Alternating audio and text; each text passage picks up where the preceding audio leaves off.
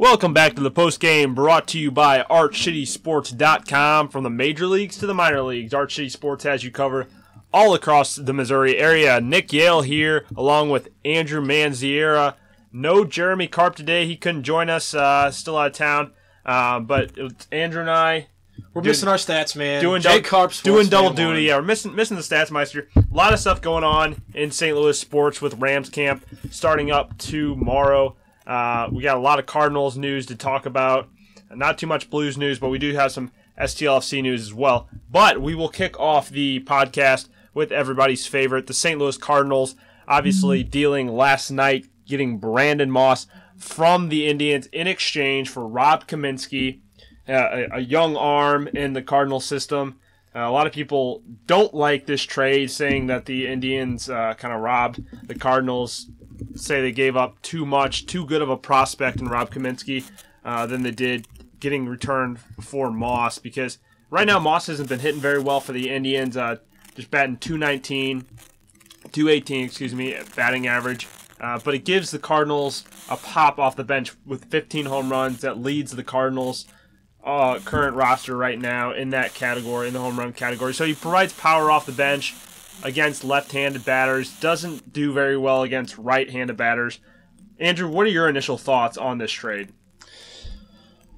Well, I think it's something the Cardinals desperately needed. Was definitely a bat coming off the bench, or maybe, who knows, in the starting lineup. But I'm not sure if this trade right now, gives the Cardinals a World Series contending team. I think they definitely make the playoffs with this trade, but going up against the Dodgers' good pitching, the Giants' good pitching, later on in the rounds, I think that the Cardinals really are going to have a tough time, especially when guys like Moss and Reynolds are really hit or miss, and they're not inconsistent in a way. And I want to go, maybe going back to last week's podcast, we talked about really consistency with the Cardinals and having, almost record numbers from the starting pitching as far as consistency goes, and just not being able to back that up with run support. But a prospect like Kaminsky, he was the first-round pick, 28th overall, the Cardinals in 2013. He's 20 years old, pitching in single-A ball this year. He's 6-5 with a 2.09 ERA in 17 games.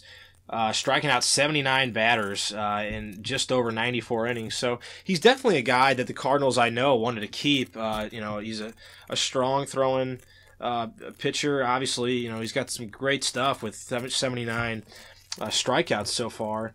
But it's something that the Cardinals, trading in baseball is so tough, because you trade away these young arms or young bats, and you don't know if they're going to pan out. And Kaminsky is a guy that, in 3 years down the road, are we going to be facing him? We could be, in the major leagues, but he could also be a guy that gets hurt next week and never pitches again. So I think short term for the Cardinals, you have to give up some young talent, as we knew they would trade. And luckily, it's only been till now that really the Cardinals and Mozeliak have had to trade away some young talent to look for a bat. Yeah, in Kaminsky, it's you never know necessarily if he's going to be a guy that pans out. So right now, what the Cardinals needed is they need help. That's the period. I agree. They need help, period. Because what's happening with the Cardinals lineup is you're seeing these injuries. Holiday goes down with a quad again, and so this Moss trade, he can play first base, he can play a little bit of left field. So he's a versatile player coming off the bench. Yeah, he might be a little bit inconsistent, might not be hitting right away. But what a lot of the Cardinals fans end up seeing, and what some of the stuff I'm reading on Twitter is like, hey, let's give up Pete Kozma or John Jay, and in return let's get Justin Upton or Yoenis Cespedes, from Detroit. When it's like, well, that's not how it works. You can't just give up a bad player and get a great player in return. You have to give up something good. Boy, that'd be nice, wouldn't it? Yeah. I've seen multiple people be like, oh, can't we just trade away Pete Kozma and get Yoenis Cespedes in return because Detroit wants to give him up, or Peter Borges and John Jay to Detroit, or to somewhere to get in return a power bat that can come off the bench and be an everyday player, and then hey, we'll sign him long term because the Cardinals got that new Fox Sports Midwest deal today. $1 billion with a B. So money's not going to be an issue in the postseason. I think that big move comes in the postseason when you can go after a pitcher or go after a power bat. Right now, they need help, and maybe Moss isn't enough help to get them into that playoff run. But I was listening to CBS Sports this morning on the radio and listening to a lot of these national guys talk about this trade and analyze it. And a lot of them are saying, well, the Cardinals didn't need to make a trade, period. They're going to the playoffs one way or the other. Oh, for sure. They're the best team in baseball still. They still have a very good lead in the Central Division. They have strong pitching and strong defense. They need the offense to make a deep playoff run, but it's not going to determine whether they get to the playoffs or not. So, in your opinion, do you think Brandon Moss is going to be enough for the St. Louis Cardinals to make that deep playoff run? Because they're obviously going to get there. Do you think Brandon Moss is going to be enough for them to make a deep playoff run, or do you think John Mozeliak needs to go out and make another move, say Marco Gonzalez and some other pieces to get a guy like Yoenis Cespedes? Well, it's interesting because the trade deadline still going on. Trades are still able to be made till tomorrow. I think, what is it, 3 p.m. or 4 p.m. Eastern time? So Mozeliak's, he could be done. I've read certain reports on Twitter, from these national guys that's saying that the Cardinals are done. They are not making any more moves, and they are going to stay put. As far as Moss goes, and I think a lot of people reacted last night on Facebook and Twitter, just the fact that Halladay went down in the first inning with that groin injury again, and it's really sad to see. But I think this Moss trade was well in the works before Halladay's injury last night, and I think that it's definitely a bat at first base. I'm not sure a lot of people expected as far as a trade, because it was so kind of off the radar. A lot of names, that, including us, we heard was maybe Adam Lind from the Brewers. So but the Cardinals, as far as this trade goes, like I said, I'm not sure that this makes them a World Series contending team right now. But who knows? I mean, guys have come to St. Louis and turn their years and careers around. So it really might really work out well, and it might work out very poorly. You just never know, and that's the beauty of trading in professional sports. Yeah, you were looking at some of the moves that Mozeliak had made in his time since being with the St. Louis Cardinals, and one move that I look at a lot, always refer back to years ago, back in 2011, when Colby Rasmus was traded away, and in return we got Edwin Jackson, Mark Zepchinski. My initial thought was, what the heck is Mozeliak doing? Why is he trading away, a 5'6" tool player that has attitude problems? But in the end, for a guy that is going to be a rental starting pitcher and a relief pitcher that I've never heard of, well, turns out that Mark Zepchinski was a key component to striking out Ryan Howard and Prince Fielder and a lot of those lefties in that playoff run. Huge. That really helped. And Edwin Jackson, when they went to, the game when they had to go where they clinched the series in Milwaukee was crucial, because he came in and pitched some innings. And so even though they might be a small move, you might not have heard of this guy before, he might be struggling. At the end of the day, I'm going to trust Mozeliak, and I understand what he's doing. He's a GM for a reason, and we're not the GM for a reason, because a lot of Cardinals fans, if we had our way, we would be going out there and saying, let's just trade, let's trade for Yoenis Cespedes and give up, maybe the wrong pieces. But I'm having faith after that move was made, and I was proven wrong about Mozeliak making the wrong decision. I have faith that Mozeliak is making the right moves. I think some people are nervous. Maybe it's trading with the Indians because of last year, what happened with Justin Masterson. Sure, that never really necessarily panned out. But people need to have faith in the system, in Mozeliak, that he's making the right moves, and not every single move you make is going to necessarily work out. So people just need to trust in the system. The Cardinals are going to be going to the playoffs. As long as they keep doing what they're doing with their pitching and their defense, their offense, yes, has to come around. It's absolutely inexcusable to give up, 2 hits in a game and 1 run by John Lackey last night. And last night's he is terrible. 1-0 loss. Gosh, gives up under 5 hits. Wow. Yeah, Lackey, how is he in the major leagues? He pitches that horribly. John Lackey pitches one of the best games of his life, and the Cardinals can't muster up a single run. A single run. I tweeted out the other night, Yankees scored 15 runs in 3 innings, and the Cardinals have scored 15 runs dating back to a week ago today. So I think that's the problem you need to address. And I don't know if Moss really addresses that, but I want to go back to Mozeliak just for a couple minutes. But and John Mozeliak, and I want people to understand this, and I'm sure I'll catch a lot of flack for this. John Mozeliak is probably one of, if not the top GMs in all of baseball, and here's why. Mozeliak came to the team after Walt Jocketty left in 2008. Since that time in 2008, the Cardinals have had 4 playoff appearances, 1 World Series titles, 2 National League pennants. Baseball America recognized the franchise as Organization of the Year in the entire MLB, number 1 Organization of the Year in 2011 and 2013. Now, people might say, well, a lot of those players were here with Jocketty was here and all that kind of stuff. Well, you know, you put a guy maybe 3 to 5 years timetable from the time he's drafted to the time he gets in the league. So if he's drafted in 2008, he's still in the farm system in 2011, possibly still in 2013. So a lot of these guys are Mozeliak's guys that he's drafted along with the whole organization. So, I mean, he's currently signed through the 2018 season, and I think that really bodes well for the Cardinal fans. But let's take a look at his acquisitions as a whole. In 2009, Mozeliak acquires Matt Holliday in a trade with the Oakland Athletics. So here's a guy he brought in. Matt Holliday, hands down, biggest forearms in the league, number 1. His forearms are bigger than my thighs. I tell you, I think mine too. So 2009, Holliday comes in, wears number 15, and we're not sure, kind of maybe if he's going to stay a while. You know, will he pan out? Clearly, he pans out in St. Louis. 2010, Mozeliak definitely creates a stir among the best fans in baseball and across really the MLB when he signs 34-year-old Lance Berkman to a 1-year, $8 million contract in December. Lance Berkman, integral part of the 2011 World Series. And another player that they didn't necessarily know that what you were getting from him.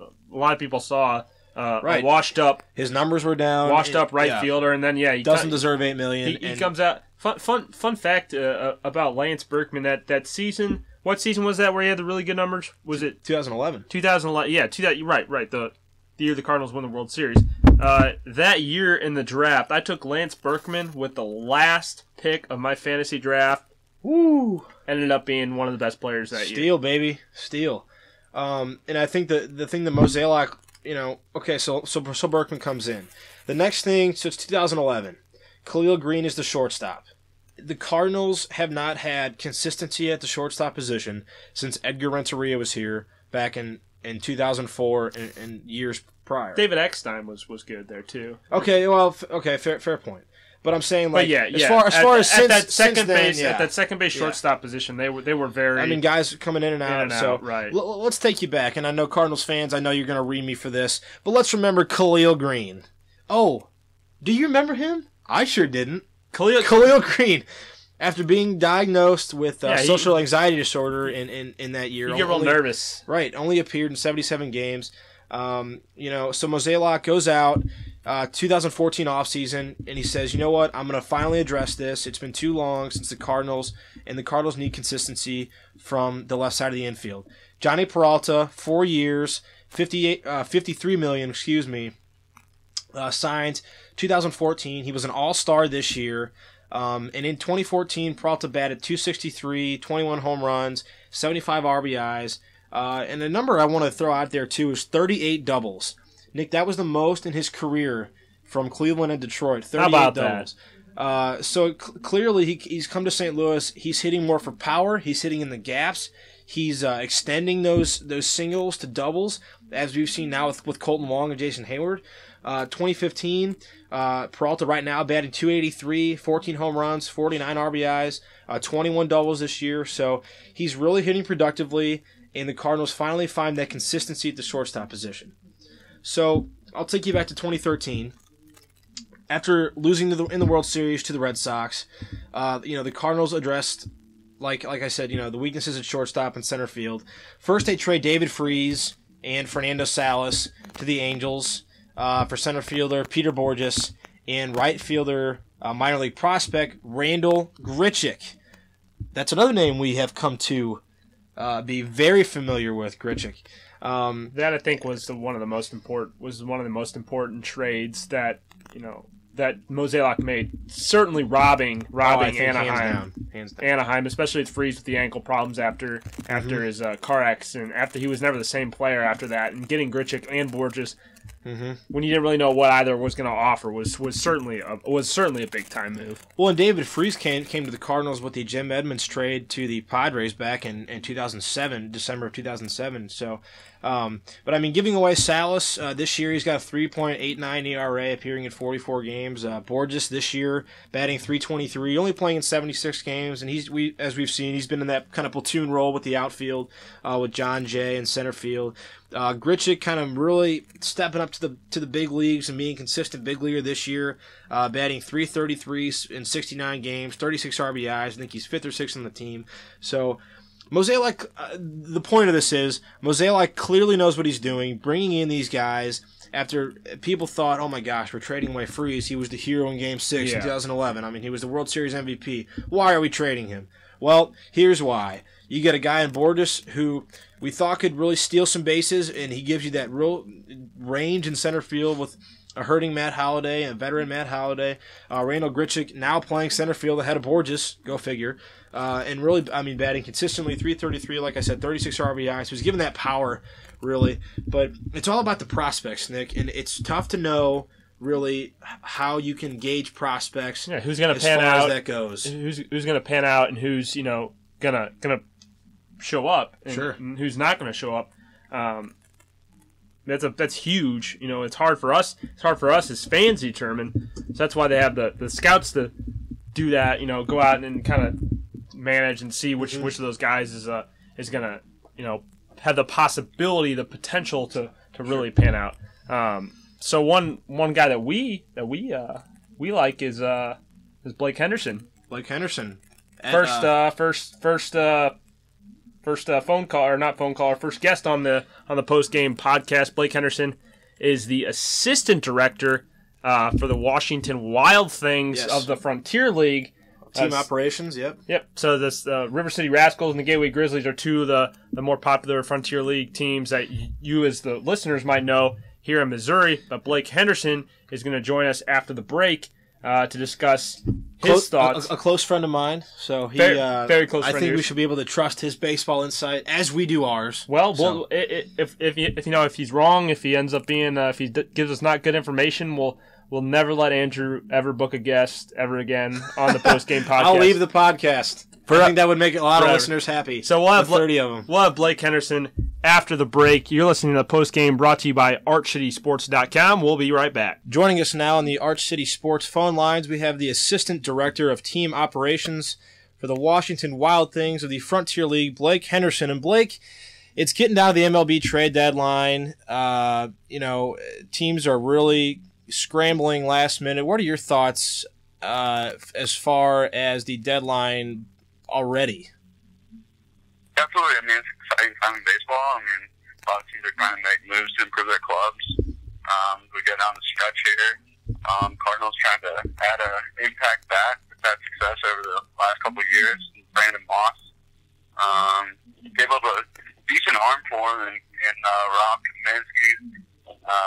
Going back to Moss, he was actually with us when we were with the Pirates back in 2009, 2010. Actually played all year AAA in 2011 in the Phillies organization. Then he went out west, played with Oakland, had a bit of a resurgence out there. Actually made the All-Star team in 2014. He's a left-handed bat, play outfield at first, decent pop. Hits a lot of doubles, a lot of home runs. He can have some flexibility in the Cardinals lineup. Adams down.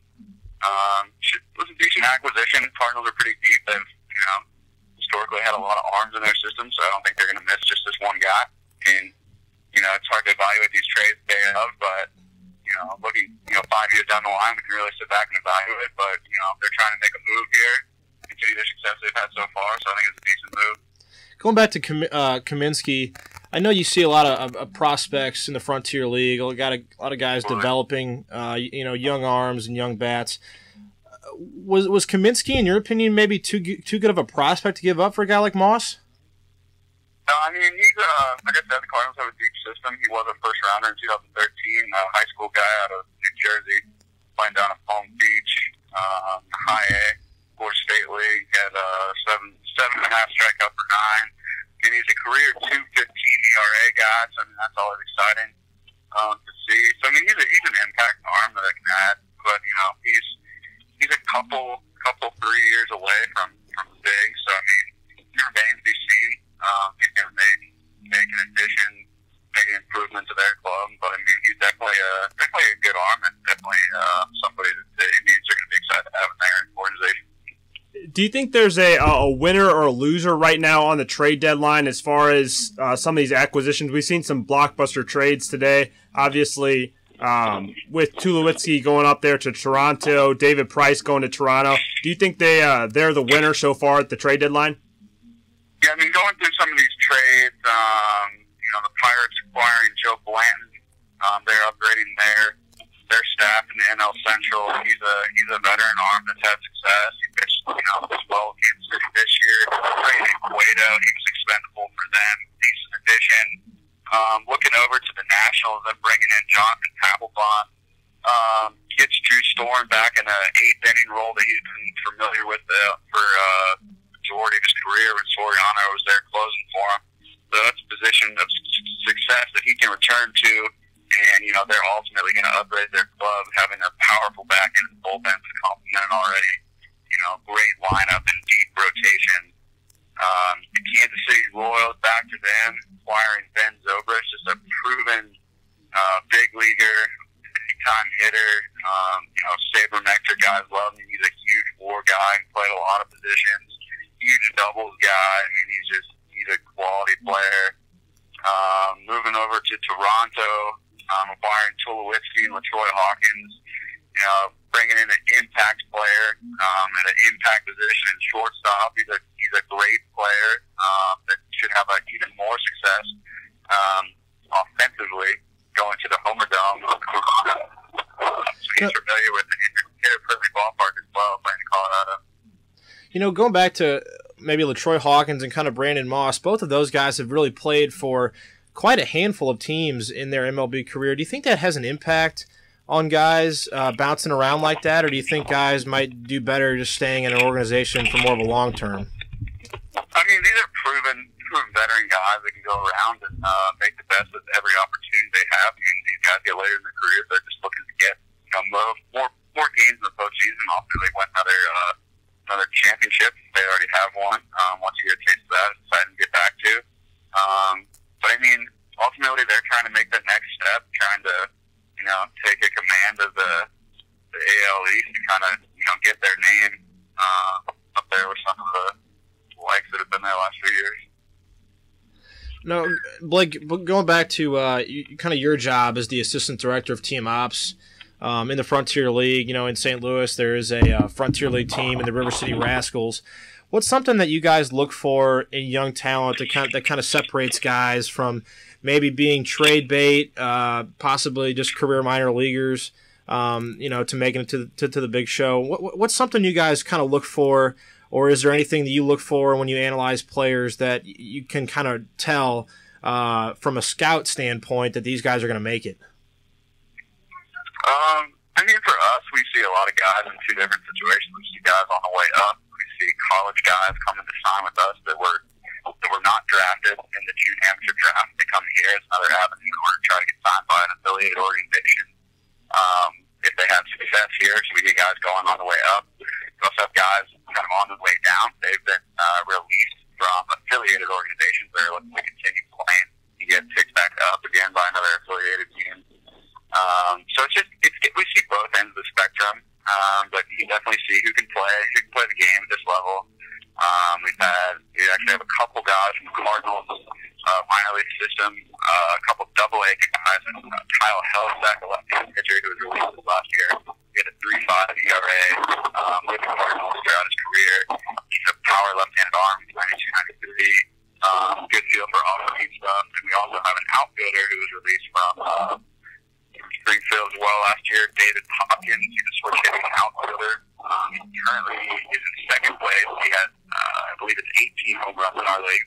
So he's a guy that had never hit more than seven home runs in a season coming into this year. And he's a guy that's had 18 in our league. So he's evolved as a player. He's hit for a lot more power this year. In terms of pitchers, I really look at Rose Rice and the zone. If they can do that, they're going to have a lot of success. Basically, we don't see a whole lot of guys going over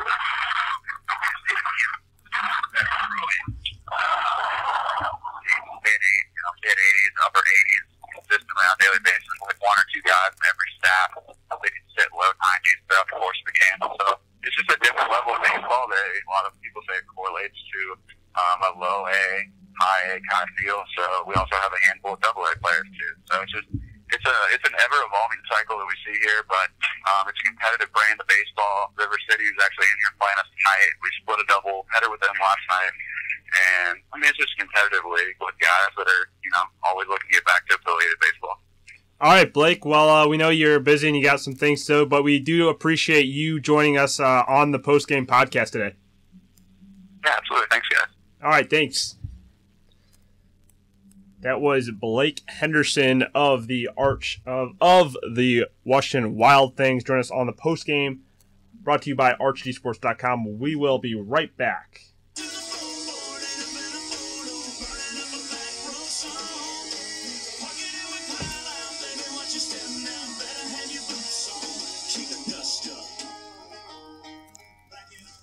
Welcome back to the post game, brought to you by ArchCitySports.com. From the major leagues to the minor leagues, Arch City Sports has you covered all across the Missouri area. Nick Yale alongside Andrew Manziera here discussing St. Louis Cardinals trade.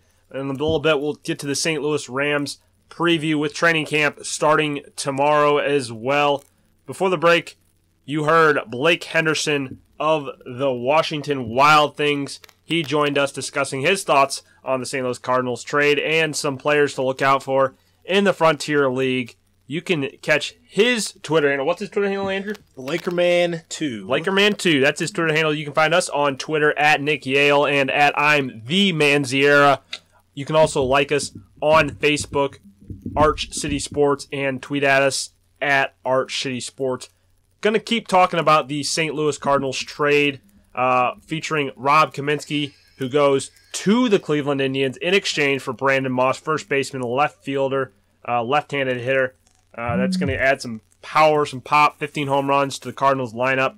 Hasn't been hitting well of late, and a lot of people on the Facebook page, in general, Cardinals fans, not a big fan of the trade. We're going to go through some of the fan reaction. They are not happy, Nick. That we asked you on the Facebook page. I asked you guys what you thought, if you liked the Kaminsky trade, if you liked the Moss trade, and what some things are you think the Cardinals should do moving forward. But yeah, not happy. Not happy with his reaction. Well, we'll go to a couple comments here. One is from Barrett, and he says, Moss is Reynolds from the other side, it seems. Wish we packaged Kaminsky and gotten a higher average power hitter like Cespedes. Mo is good at what he does, so we will see. And Barrett, I have to agree with you there. Like I said earlier, I feel like Moss is somewhat like a Reynolds. He's real hit or miss, out of the park in the gap or swing and a miss, and he heads back to the bench. So, but like we talked about, these young arms, you really don't know kind of what you have. I mean, the guys putting up numbers in the single A ball and the double A ball level, it's definitely a good sign. They're good prospects. And especially being a first rounder, I mean, you normally sink a lot of money into those guys being from the first round. Those are the guys you want in your organization. So I'd have to agree with you there. Cespedes, I think, would have been probably a little more to give up. Yeah, I would think. But I think definitely you hit it right in the head. Mo's good at what he does, and I would think we'll have to see. Yep. Yeah, so another one here coming from Ron. He says, no matter what team the Cards deal with, teams are wanting pitching. Kaminsky trade was used to fill a hole. Offense is weak at this year's trade deadline. Mozeliak will have to put together a package that will include Lyons, Carlos, Cooney, or even Walker to make a blockbuster trade with anyone. Not if Mozeliak will do that. Teams want starters. The Cards have that, just not sure the front office will let them go. Mozeliak is not a fan favorite, and I don't know why. We have success with him as GM, and not sure how he does it either. Our offense has been weak since Boole's left, but we're winning. Yeah, that's absolutely true. And the Cardinals continue to win despite having a lack of offense, and it's because of the pitching. And the Cardinals have so much pitching on their roster right now that I think fans are tentative to let the prospects go. When you have the Cardinals have 10, 15 good pitchers, And, Sure. and you want them all. It's like a kid on Christmas. You don't want anybody touching your presents. all these pitchers, they're all ours, and no one wants to let them leave. So it's hard to see some of these guys go, and especially if it's not for a blockbuster name like Cespedes, but it might be for a piece that the Cardinals can use to just plug in there and make it happen. It might not necessarily have to be the best player out there. It could just be a bench guy, and that's what the Cardinals are at least going for with Moss right now. So, granted, a lot of people don't like it, but at the same time, it's you can't hold on to these pitchers forever because, as I heard earlier, you could go into the playoffs. You could have Kaminsky playing at Palm Beach. You could have not gotten Moss, and you could be out in the first round because you didn't go out and get a bat.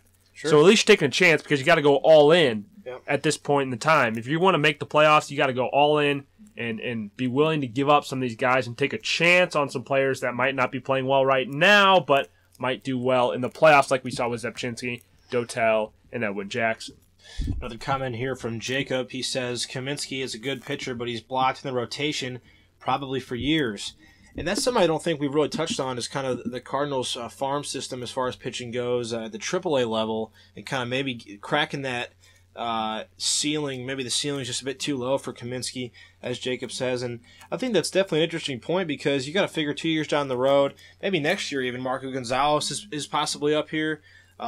Tim Cooney definitely making a case to be up here. So there's two arms right there that you have. And, if you sign Lackey, hopefully to a long-term deal in a way, maybe 4 or 5 years, because he will be a free agent. That's three arms. Lynn's still under contract. You have Waka, Wainwright maybe coming back. So maybe 2-3 years down the road, Kaminsky really doesn't have a spot, and giving him away right now, like I said, maybe long-term down the road might hurt the Cardinals. But that's another interesting point is would he be able to even crack the lineup? And I think that's definitely something that Mozeliak considered when he traded him away to get outfit Brandon Moss. Yeah, you can't have every one of these guys on the lineup. You can't have every one of these pitchers and pack them in and expect to go out there, and you're not going to be able to use them all either because there's not necessarily, like you're saying, there's not a spot for them all. Well, sure, and the other thing is you have to have guys time to develop and really make sure that they're ready to go, but you also have to give guys MLB experience, and I think that's one of the toughest things that Mozeliak has to do now, especially with the whole bench situation, bringing up Tommy Pham,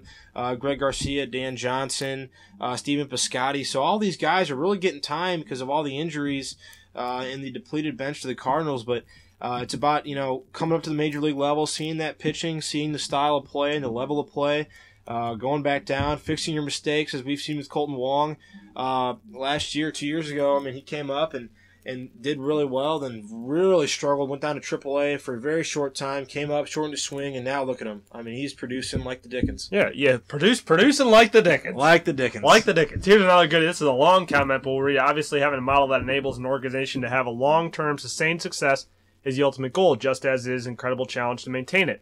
Nevertheless, we can analyze ops and more statistics as well as the cost-benefit of farm prospect depletion versus safety trades ad nauseam.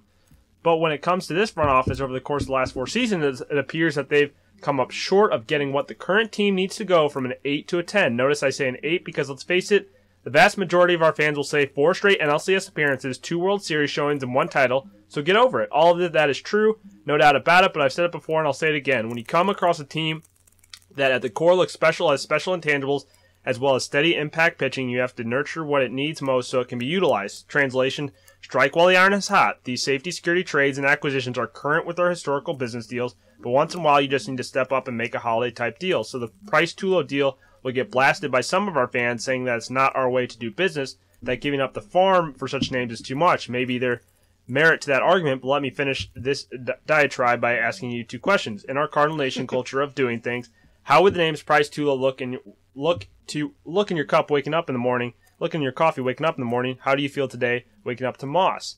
Well, Michael, for that comment, obviously, Thank you, Michael, for that long that paragraph. Everybody well thought out, passionate take from a fan that we have on our Arch City Sports Facebook page. Thank you, Michael and Kelly. Everybody wants Price and Tulo. Yeah, obviously we want that, but right now, the thing is, do you give up 2 or 3 or 4 good prospects for Price and try and make the playoffs when you don't necessarily need a David Price? You have Lackey, you have Lynn, you have Garcia, you still have Gonzalez, you have Waka. You have Wainwright come back next season. If you want Price, you might as well go out in the offseason and pay him the boatloads of money that you have to get him then, rather than giving up Carlos Martinez, Marco Gonzalez, and Matt Adams for him. The asking price would be right now. So while people want the best players right now at the trade deadline to beef up the roster, that doesn't necessarily translate to World Series titles. You look at the Los Angeles Dodgers, who have Clayton Kershaw, Zach Greinke, great pitching staff. Cardinals went in and beat them with a far worse pitching staff the past 2 seasons. Well, if we go back to even last year's trade deadline, so many people on Twitter, and something that we've shared today on our City Sports Facebook page is from Jim Bowden. And last year he tweeted, "Wow, reports Alan Craig and Joe Kelly for Lackey, and if so, this is a landslide win for Boston." Well, let me tell you something, Jim. A trade for now 2 minor leaguers for John Lackey and Alan Craig and Joe Kelly, now playing in Pawtucket for the AAA Red Sox affiliate. For John Lackey, yeah, landslide win for the Cardinals, baby. So you don't even have to go out and trade these prospects, I think is what I'm really saying, is some of these guys might be really good, as we've seen maybe Ryan Franklin situation. I mean, dynamite. The next year, released. Yeah. And just some other guys on our team really just have just not panned out, and it's really sad to see. I mean, Alan Craig, the Cardinals, I mean, that couldn't have come as a bigger gift from Boston. I think they felt bad because they knew they were not the best team in 2013. They shouldn't have won the World Series, but I think that's just my biased opinion. Anyway, taking Alan Craig's huge $21 million contract off our hands and Joe Kelly for Lackey. So, and again, I mean, trading away Shelby Miller last year for Jason Hayward. It's like, wow, Shelby Miller for Jason Hayward. Shelby Miller was a great arm. And yeah, he did have almost a no-hitter, 8 innings, 2/3 without a hit, coming in the 9th and breaking that up. So it's like Jason Hayward, I can't imagine who would have played right field this year and not having Jason Hayward on our squad. So I think that just because he's trading prospects away, again, doesn't mean that these guys are going to be MVPs in the league a few years down the road. Yeah, a lot of more questions coming in about Chris Davis from the Baltimore Orioles. If the Cardinals, I would love that. If the Cardinals go after him, I don't think they would go after Chris Davis now that they have Moss. Moss is going to be the first baseman that platoons with Reynolds. A lot of people are saying they're similar. Yeah, they are similar. A lot of strikeouts, pop in the bat. Getting Moss was kind of to provide that extra man off the bench. Still don't know what's going to happen with Adams for next season, so that remains to be seen. But Chris Davis, with those 2 home runs the other night in Baltimore, I think has kind of now that they're starting to pick up some heat in their division and get on a good streak. I think Baltimore's probably going to hold on to Chris Davis. Don't see them moving him now. So I think more likely to be moved would be Gonzalez still after that trade fell through with the Mets, and Cespedes will probably be moved from the Tigers. But the asking price is going to be a lot for those guys. Mo says that he's done right now, is not going to make more moves.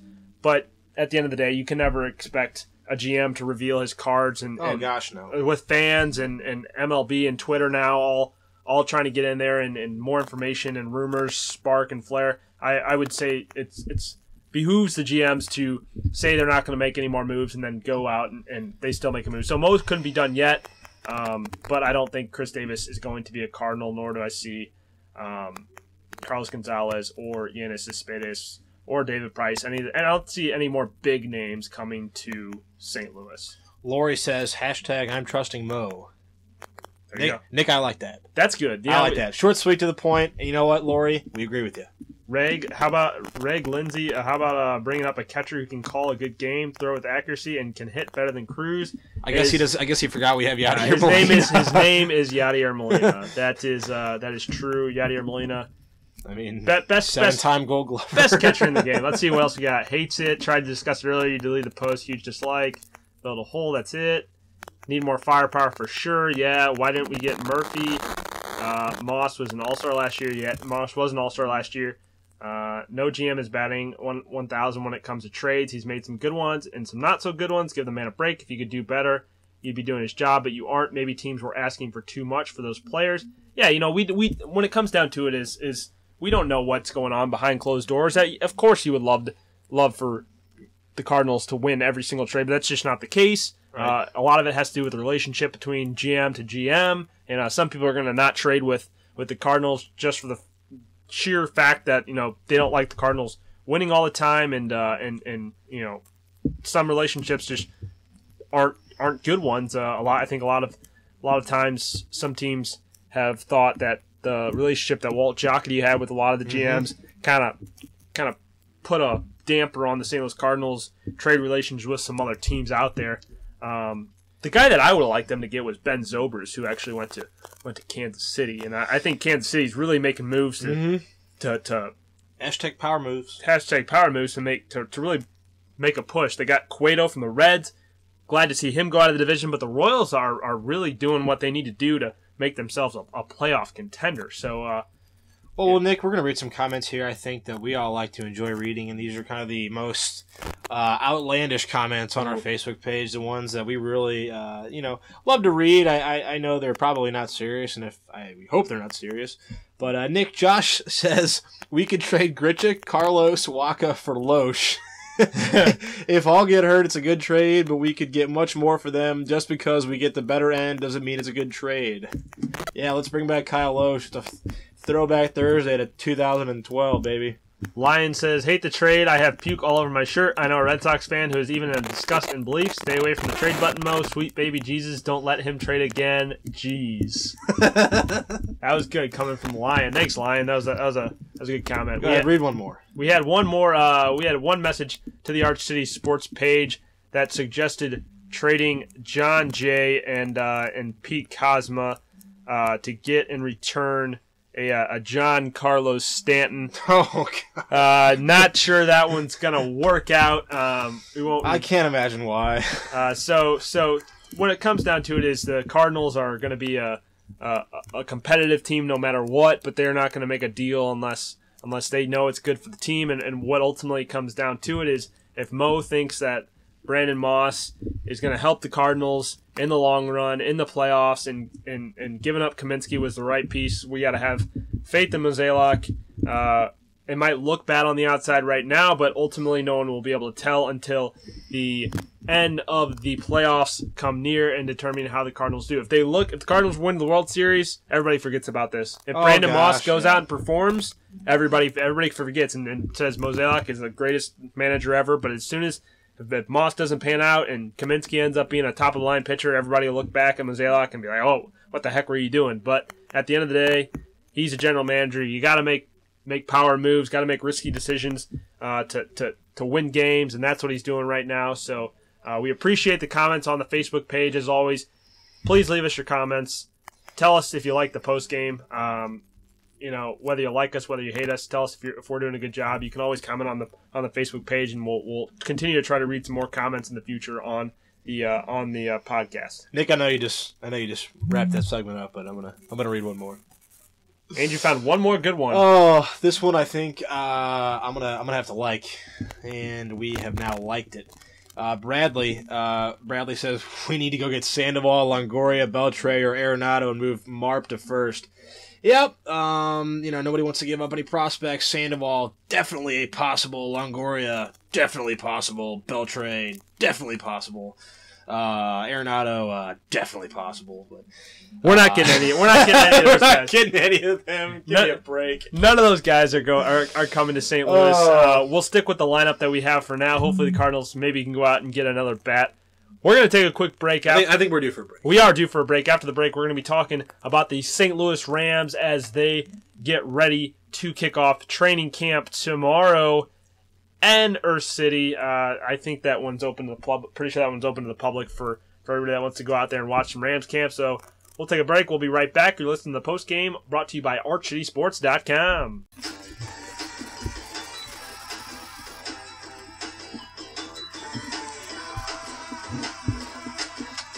Hey yeah, brother. Get her. Welcome back to the post game brought to you by ArchCitySports.com. I'm Nicky alongside the one, the only. He should try out for American Idol, Angel Manziera. I was a finalist. You think? In the family singing contest. Were you I was never good enough. Were I you was in a- never good enough to go in front of a live studio audience. Were you in a boys band when you were a kid? Yeah, we were called Andrew and the Zits. Were you an NSYNC fan or a Backstreet Boys kind of guy? Ooh, I think I was. Let's see.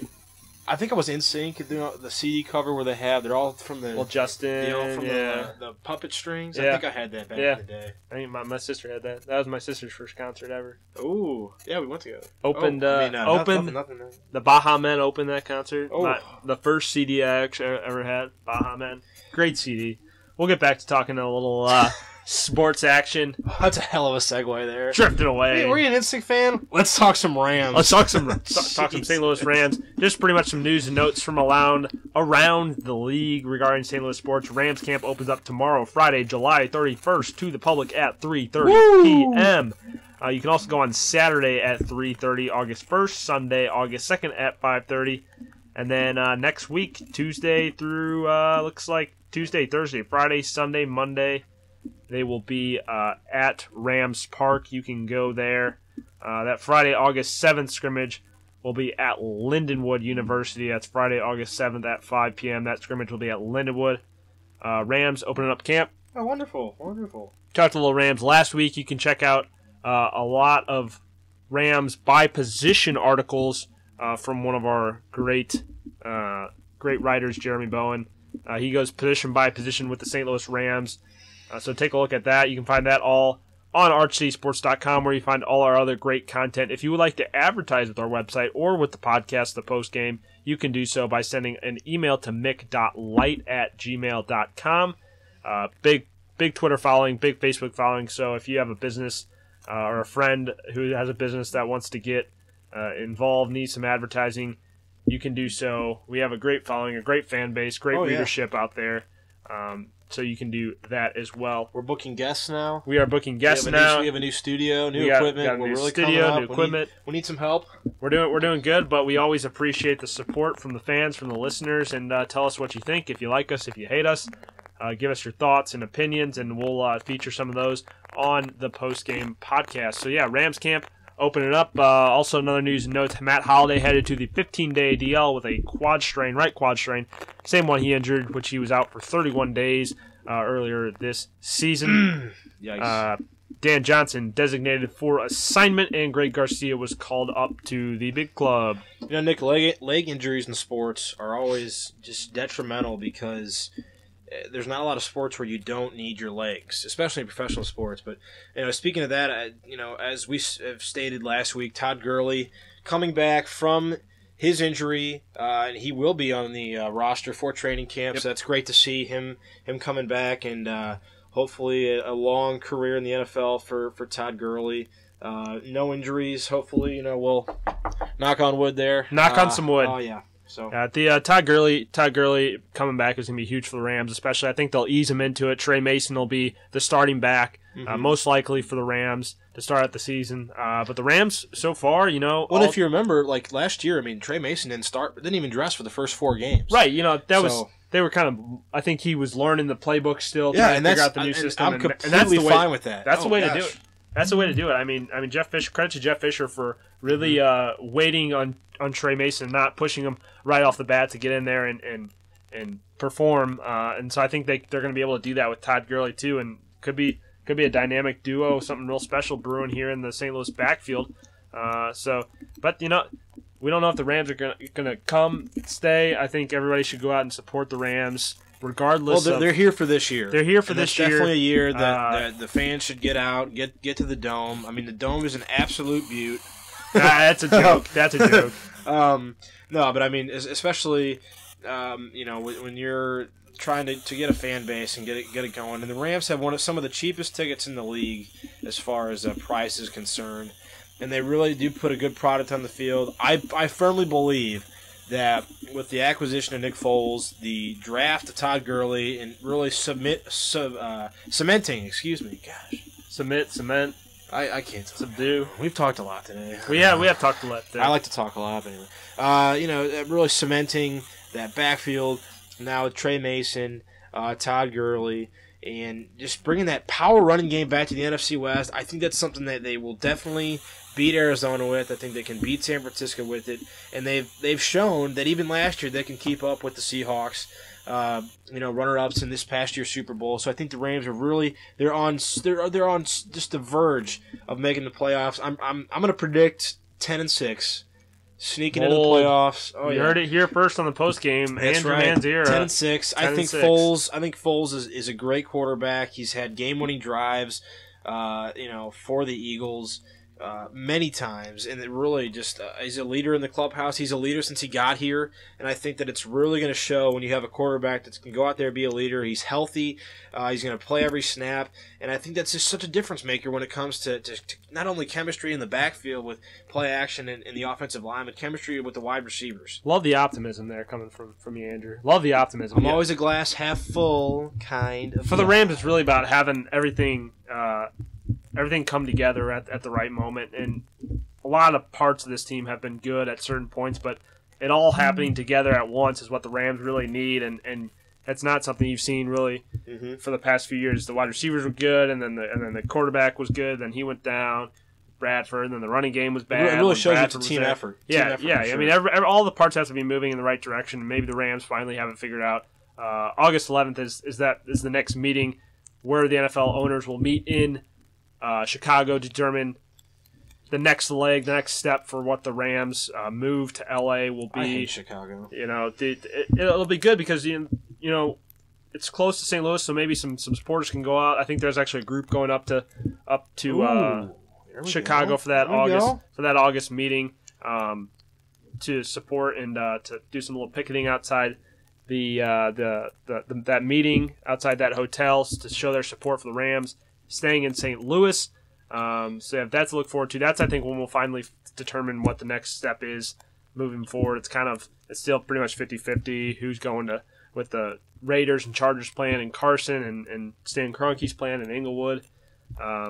We'll yet to determine, but hopefully we'll have an answer by, I think, October is what they're targeting for, whether the St. Louis Rams will stay or go. And it's really coming down, and all summer that they could have been doing this, but as we've seen with the whole city of St. Louis, Mayor Slay, Governor Nixon, and Roger Goodell, Commissioner of the NFL, it's really it's a big chess game, and it's who can play their hand the best, where the money can come from, and just getting a deal figured out. I talked to Andy Baker of Fox 2 News, and he seems so optimistic. He's also the PA announcer for the Rams. Yeah. And he just seemed so optimistic a few months ago at Ballpark Village when I talked to him, and just seeing that really kind of rejuvenated my spirits as far as if they were staying. And I thought for all along that I think the Rams will stay. I think they'll get it worked out somehow. I'm sure the city will have to pay for a portion of it. But it has to come down to the fan support, and if the fans can show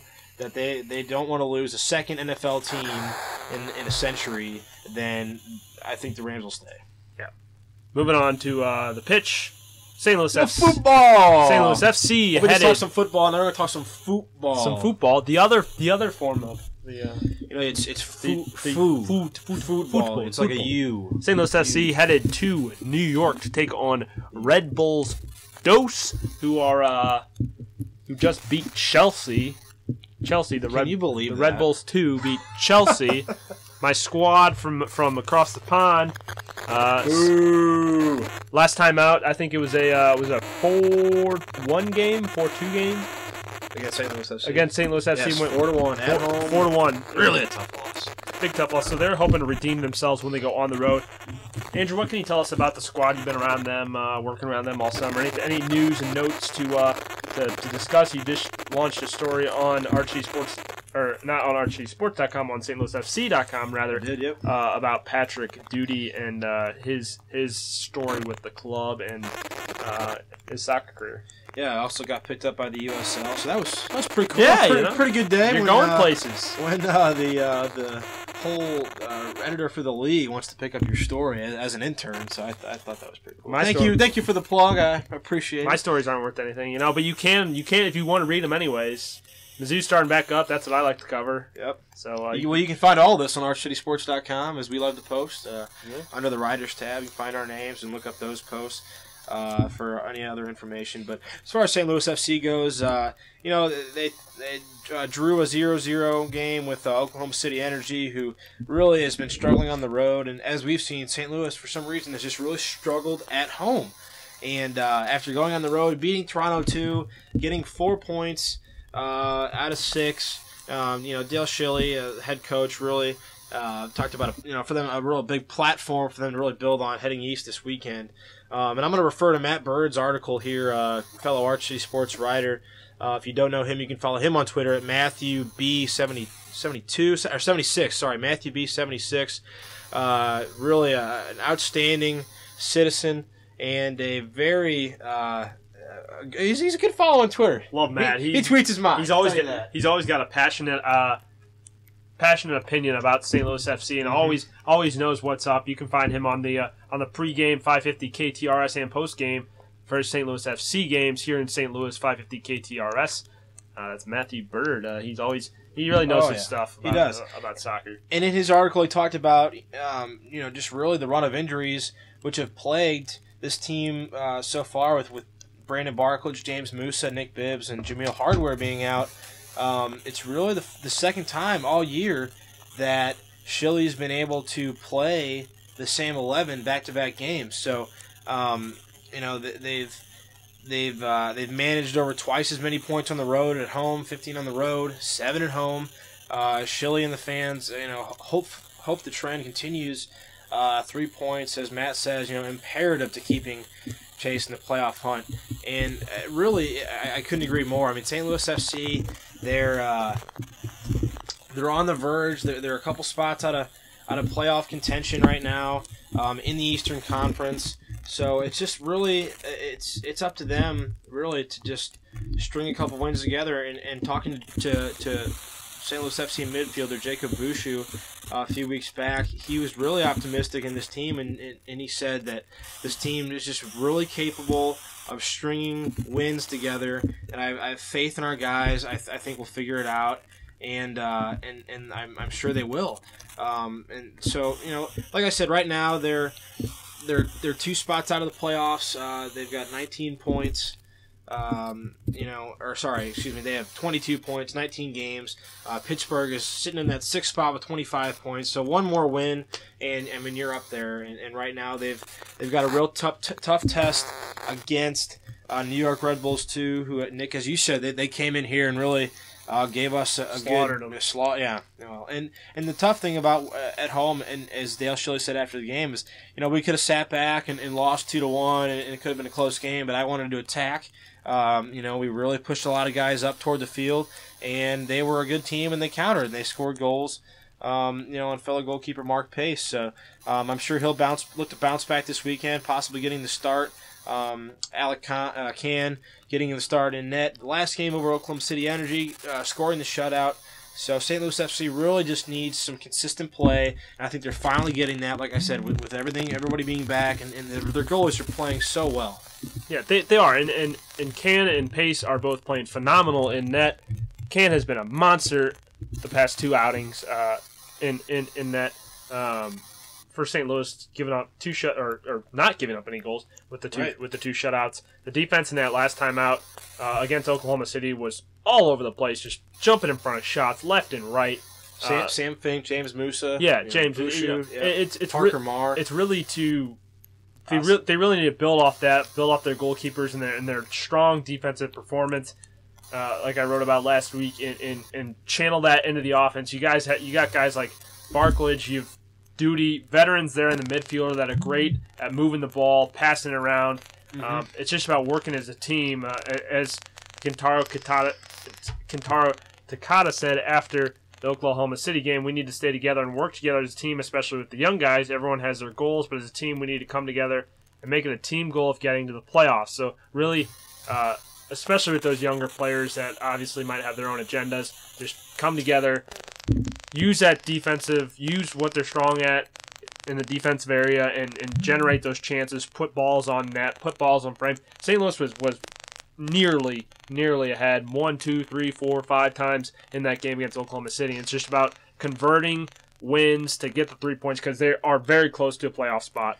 Oh, definitely. And like you said, I mean, they have the score 4-1 against New York Red Bulls too. I mean, that was the most goals they had given up almost all year until they played Montreal 2 weeks ago in Montreal. So when they gave up 5 goals, but I mean, this team is so well defensively. They just really need, and I'm not sure what it is. They cannot finish, and they really need to just buckle down, just take that one extra touch.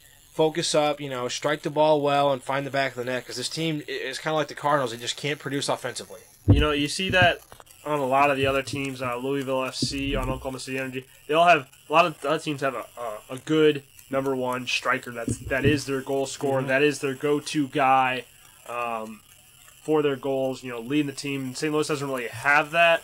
Brian Gall would be the leading guy for goals wise, right? And he struggled lately. But St. Louis doesn't have that number one guy to necessarily go to rely on for their goals. But now that they're a little bit healthier, have some of their guys back, playing well, like you said, using the same 11 2 games in a row, getting some of that consistency back, I think we'll start to see some goals generated now that the team is not switching the lineup so much around and players are healthy and playing together. Week in and week out. So that's going to do it all for this episode of the Post Game. It's over. Brought to you by ArchieSports.com. If you have your thoughts, comments, concerns, tweet at us at Archie Sports. Give us a like on Facebook at Archie Sports. Give us a comment on the podcast once we post it. Watch it, share it with all your friends and families, and tell us how great we are or how bad we are. For Andrew, I think we're delightful. We're delightful. We are. We're good. And again, we look to have Jay Karp, the Statmeister. We look to have him back in the future. Jay's Karp, Sports Fan 1. Be sure to give him a follow on Twitter. Again, thank you to Blake Henderson of the Washington Wild Things for joining us on the podcast. A solid first guest. It's good. And if you'd like to advertise with us, give an email shout out to @mick.light@gmail.com. That's MICK.LITE@gmail.com. For Andrew, I'm Nick. This is the Post Game. We will see you later.